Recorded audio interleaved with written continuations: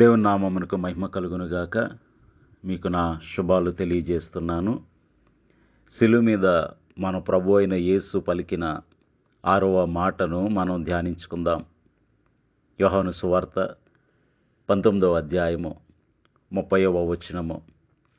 యేసు ఆ చిరక పుచ్చుకుని సమాప్తమైనదని చెప్పి తల వంచి ఆత్మను అప్పగించెను. పరిశుద్ధుడైన యేసు క్రీస్తు ప్రభువారు సమస్త మానవాళి యొక్క పాపమును భరించటానికి, దానికి వెల చెల్లించటానికి ఆయన ఈ లోకంలోనికి వచ్చారు. తన్ను తాను బలిగా అప్పగించుకున్నారు. ఇందులో దేవుని నిత్యమైన ప్రేమ మనకు స్పష్టమవుతూ ఉంది. చూడండి, యేసు క్రీస్తు ప్రభువారు దాహమవుతుంది అని పలికినప్పుడు, ఎందుకంటే అంతకుముందు రాత్రి నుండి ఆయన విపరీతముగా గాయపరచబడ్డారు. గడ్డము పెరికివేయబడింది, గుంటలోనికి త్రోసివేశారు. తర్వాత కాసేపు అయిన తర్వాత మరలా తీశారు. 39 కొరడా దెబ్బలు ఆయన శరీరమును చీల్చగా, ఆ కొరడాకు చివర ఉంచబడిన ఎండిపోయిన ఎముకలు, గాజు పెంకులు, ఇవన్నీ కూడా ఆయన శరీరమును ముక్కలుగా, మాంసపు ముక్కలుగా పెరికివేయగా, ఆయన అత్యంత గాయపరచబడగా, తలలో ముళ్ళ కిరీటముంచబడగా, ఎంతో బరువైన సిలువను మోసుకుంటూ ఆయన గొల్గొతా అనే కొండను ఎక్కారు. ఇంత శారీరకమైన బడలిక, ఇంత గాయములు, తలలో ముళ్ళ కిరీటము, ఇన్ని గాయములు పొందిన తర్వాత ఆయన అత్యంత దాహము గొనినవాడై దప్పిగొనుచున్నాను అన్నారు. వారు చేదైన చిరకను ఆయనకు అందించగా, ఆయన చిరక పుచ్చుకుని సమాప్తమైనదని చెప్పి తల వంచి ఆత్మను అప్పగించారు. ఇంతకీ దేనికి సమాప్తమయ్యింది? చాలామంది భక్తులు తెలియజేస్తున్నట్లుగా అరమిక్ భాషలో టెటలోస్టాయ్, సమాప్తము.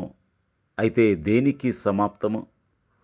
చూడండి, మొదటిగా యోహాను సువార్త 17వ అధ్యాయం 4వ వచనంలో, చేయుటకు నీవు నాకు ఇచ్చిన పని నేను సంపూర్ణముగా నెరవేర్చి భూమి మీద నిన్ను మహిమపరిచితిని అంటున్నారు.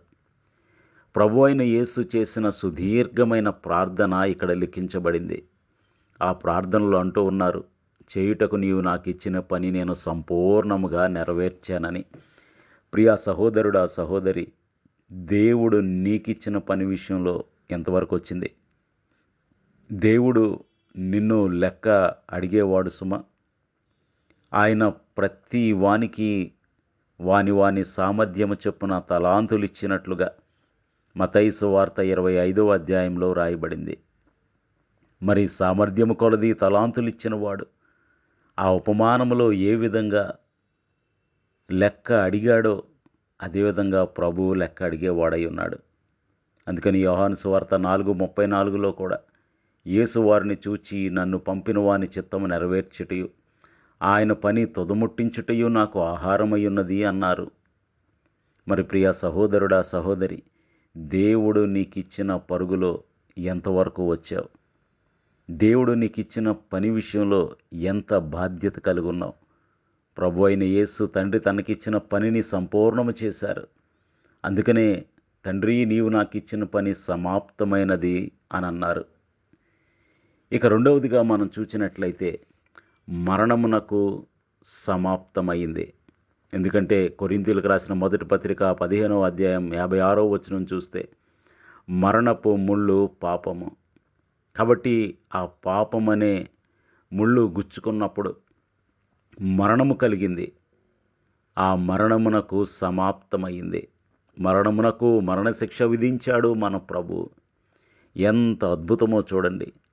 ఆయనను మరణానికి అప్పగిస్తే క్రైస్తవత్వం అంతమైపోతుంది అనుకున్నారు. ఆయన మీద విశ్వాసం ముగిసిపోతుంది అనుకున్నారు.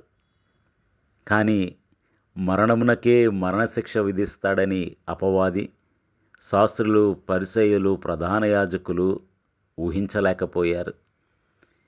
కాబట్టి ప్రియ సహోదరుడా, సహోదరి, ఆయన మరణము మరణమునకు మరణము. మరి ప్రియ సహోదరుడా సహోదరి, అందుకనే రోమిలకు రాసిన పత్రిక 8వ అధ్యాయం 1వ వచనంలో, కాబట్టి ఇప్పుడు క్రీస్తు యేసునందున్న వారికి ఏ శిక్షా విధియు లేదు అని వాక్యం సెలవిస్తుంది. మరి క్రీస్తునందు నిలిచి ఉన్నావా? క్రీస్తునందు నిలిచి లేకపోతే ఇంకా మరణంలో ఉన్నట్లే. వాక్యమందు నిలిచినట్లు నిలవకపోతే ఇంకా మరణంలో ఉన్నట్లే.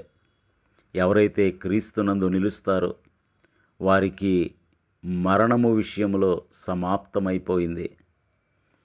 చూడండి, ఇదివరకు ఇన్లాండ్ కవర్స్ అని ఉండేవి.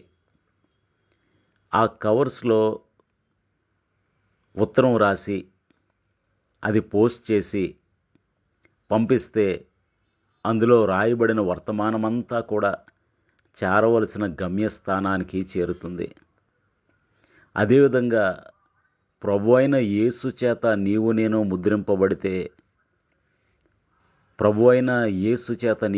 ముద్రింపబడితే, ఎందుకంటే ఆ ఇన్లాండ్ కవర్ మీద ప్రభుత్వం యొక్క ముద్ర ఉంటుంది.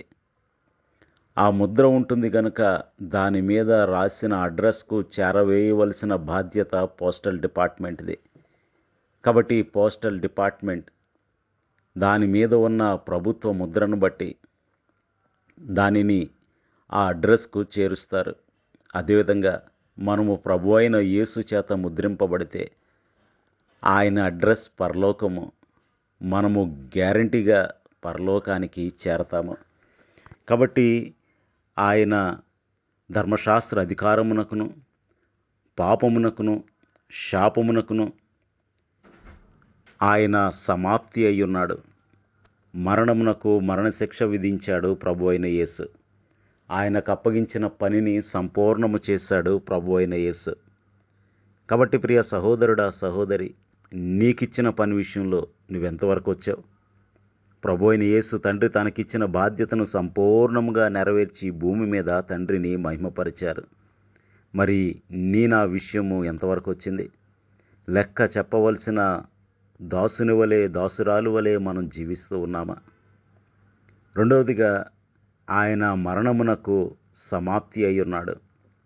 ధర్మశాస్త్రమునకు సమాప్తి అయ్యున్నాడు. కొంతమంది అనుకుంటారు, ధర్మశాస్త్ర క్రియల మూలముగా మనం పరిశుద్ధులమవుతాం, నీతి క్రియల మూలముగా పరలోకాన్ని సంపాదించుకుంటాము అని. కానీ అది అసత్యము. ఎందుకంటే కొరింథీయులకు రాసిన మొదటి పత్రిక 15వ అధ్యాయం 56వ వచనంలో, పాపమునకున్న బలము ధర్మశాస్త్రమే. ఎందుకు ధర్మశాస్త్రము అంటే ధర్మశాస్త్రంలో రాయబడింది, పాపం వల్ల వచ్చే జీతము మరణమని. ఎవరైతే పాపం చేస్తారో ధర్మశాస్త్రము వారి మీద ఆధిపత్యం చెలాయిస్తుంది. కాబట్టి ధర్మశాస్త్ర క్రియల మూలముగా ఏ మనుషుడును నీతిమంతుడుగా తీర్చబడడని వాక్యం సెలవిస్తూ ఉంది. ఆయన ధర్మశాస్త్రమును నెరవేర్చి ధర్మశాస్త్రమునకు సమాప్తి అయి ఉన్నాడు. కాబట్టి మనం ఇంకా ధర్మశాస్త్ర క్రియల మూలముగా నీతిమంతులముగా మనము కాదు, ఎవ్వరూ తీర్చబడలేరు. గనుకనే ప్రభువైన యేసు వచ్చి ఆయనే మార్గమయ్యాడు. ఎక్కడికి? నిత్య రాజ్యమునకు. కాబట్టి ప్రియ సహోదరుడా సహోదరి, ఆయన ధర్మశాస్త్రమునకు సమాప్తి అయి ఉన్నాడు. ధర్మశాస్త్ర అధికారమునకు, పాపమునకు, శాపమునకు, ప్రతి విధమైన అపవిత్రతకు ఆయన సమాప్తి అయి ఉన్నాడు. కాబట్టి ఆయనలో నిలిచి ఉంటే మరణమునకు మన మీద అధికారం ఉండదు. అందుకనే కీర్తనల గ్రంథం 23వ అధ్యాయంలో, గడాంధకారపు లోయలో నేను సంచరించినను ఏ అపాయమునకు భయపడను అంటున్నాడు భక్తుడు. ప్రవచనాత్మకంగా ఇంగ్లీష్ బైబిల్లో అయితే even though I walk through the valley of death అని రాయబడింది. అంటే మరణాంధకారపు లోయలో నేను సంచరించినను అంటున్నాడు భక్తుడు. ప్రియ సహోదరుడా సహోదరి, మరి క్రీస్తునందు నిలిచి ఉన్నావా? ఏ విధంగా ఆ ఇన్లాండ్ కవర్లో రాయబడిన వర్తమానము అడ్రస్కు చేరుతుందో మన మీద క్రీస్తు ముద్ర ఉన్నట్లయితే మనము నిత్య రాజ్యమునకు చేరగలము. కాబట్టి ప్రభు అయిన యేసు యొక్క మరణము దేనికి సమాప్తి అయి ఉన్నది? తండ్రి తనకిచ్చిన పనికి సమాప్తి అయ్యున్నది. ధర్మశాస్త్రమునకు పాపమునకు, పాపం వల్ల వచ్చే జీతమైన మరణమునకు సమాప్తి అయ్యున్నది. ధర్మశాస్త్రమునకు సమాప్తి అయ్యున్నది. ఇక ఇక్కడ మనం చూచినట్లయితే ఆయన సమాప్తమైనదని చెప్పి ఏం చేశారు? తల వంచి ఆత్మను అప్పగించారు. ఎంత గొప్ప విధేయత! చూడండి వాక్యం ఏమని చెప్తూ ఉందో. అటువలే మీరును ఆజ్ఞాపింపబడినవన్నీ చేసిన తర్వాత మేము నిష్ప్రయోజకులమైన దాసులము, మేము చేయవలసినదే చేసి ఉన్నామని చెప్పుడి అంటున్నాడు. లూకాసు వార్త 17వ అధ్యాయం 10వ వచనంలో ప్రభు అయిన యేసు కూడా ఎంత గొప్ప విధేయత తండ్రికి కనుపరిచారో చూడండి.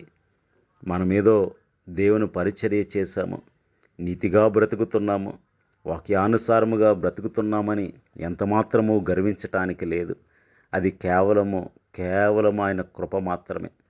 కాబట్టి లెక్క చెప్పవలసిన దాసులముగా, బడా నమ్మకమైన దాసుడా దాసురాలా అనిపించుకునేటట్లు ప్రభు ఎదుట జీవించి వర్ధిల్లే కృప దేవుడు మనలో ప్రతి ఒక్కరికి దయచేయనుగాక. ఆమెన్. ప్రార్థన చేసుకుందాం.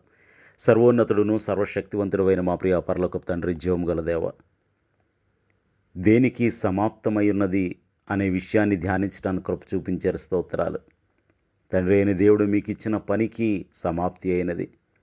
ధర్మశాస్త్ర అధికారమునకు, పాపమునకు, పాపం వల్ల వచ్చే జీతమైన మరణమునకు సమాప్తి అయి ఉన్నదని ప్రభువా, నీవు మాకిచ్చిన పనిలో మేము ఎంతవరకు ముందుకు సాగామని, నీ యందు నిలిచి ఉన్నామా లేదా అని, ఒకవేళ ధర్మశాస్త్ర క్రియల మూలముగా నీతిమంతులముగా తీర్చబడాలని ఆశపడుతున్నామేమో అని మమ్మలను మేము ప్రశ్నించుకునే కృపను చూపించారు. స్తోత్రాలు.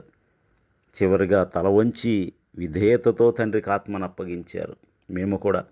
మేము చేయవలసినదే మేము చేశామనే స్పృహలో ప్రభువా విధేయతతో ముందుకు సాగి వర్ధిల్లే కృప వాక్యం వినుచున్న ప్రతి ఒక్కరికి అనుగ్రహించమని మా కొరకు సెలవులో మరణమునకు మరణశిక్ష విధించిన యేసునామములో స్తుతించి వినయముగా వేడుకొనుచున్నాము తండ్రి. ఆమెన్. మీ అందరికీ నా వందనములు. ప్రభు పరిచర్యలో మీ సహోదరుడు దిలీప్ బాబు.